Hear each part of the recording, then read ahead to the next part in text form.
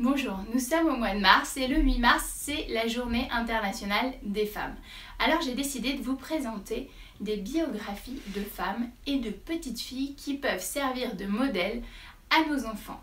Le premier livre dont je voulais vous parler s'appelle Ruby tête haute et il retrace le parcours d'une petite américaine, Ruby Bridges, qui a 6 ans quand la ségrégation prend fin en Louisiane. Alors ce livre est destiné aux enfants à partir de 8-9 ans. Il a été écrit par Irene Cohen-Janka et Marc Dagneau, publié aux éditions des éléphants.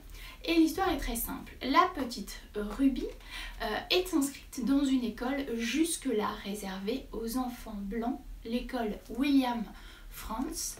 Mais le problème, c'est que le jour de la rentrée, il y a de telles manifestations qu'elle est obligée de se rendre à l'école, encadrée par des policiers. Ce livre retrace parfaitement l'ambiance de l'époque, les années 60, les manifestations violentes à la porte de son école. Alors cet épisode, s'il est méconnu en France, est très connu aux États-Unis, autant que l'acte de Rosa Parks, et il est même célébré chaque 14 novembre.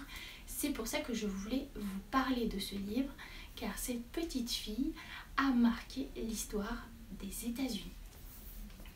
Je voulais vous parler d'une autre petite fille, car les filles ont de tout temps œuvré pour l'éducation de leurs semblables. Et Malala Yousafzai, elle, l'a fait il n'y a pas si longtemps. Alors c'est une jeune Pakistanaise dont vous avez sûrement entendu parler, car elle est devenue prix Nobel de la paix en 2004 à l'âge de 17 ans. Mais son histoire commence bien avant. À l'âge de 11 ans, Malala, qui habite au Pakistan, dans la vallée de la Swat, se rend compte que les talibans interdisent aux filles d'aller à l'école.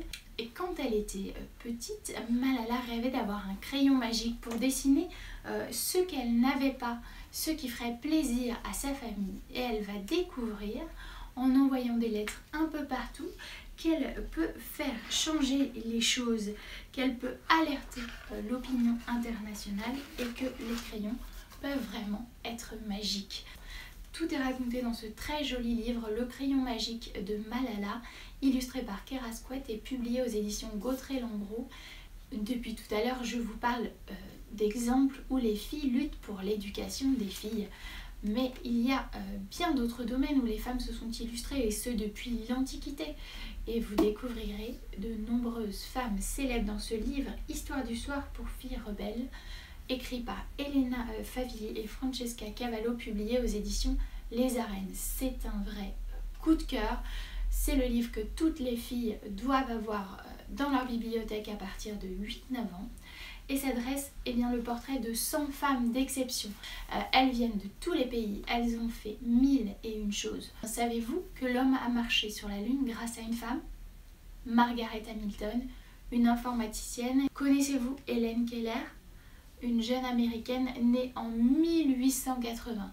Sourde et aveugle, elle a appris le braille et voyagé à travers le monde pour que cette langue devienne universelle. Vraiment, c'est mon coup de cœur cette semaine. Je vous souhaite de bonnes lectures et puis plein de projets pour les petites filles d'aujourd'hui et de demain.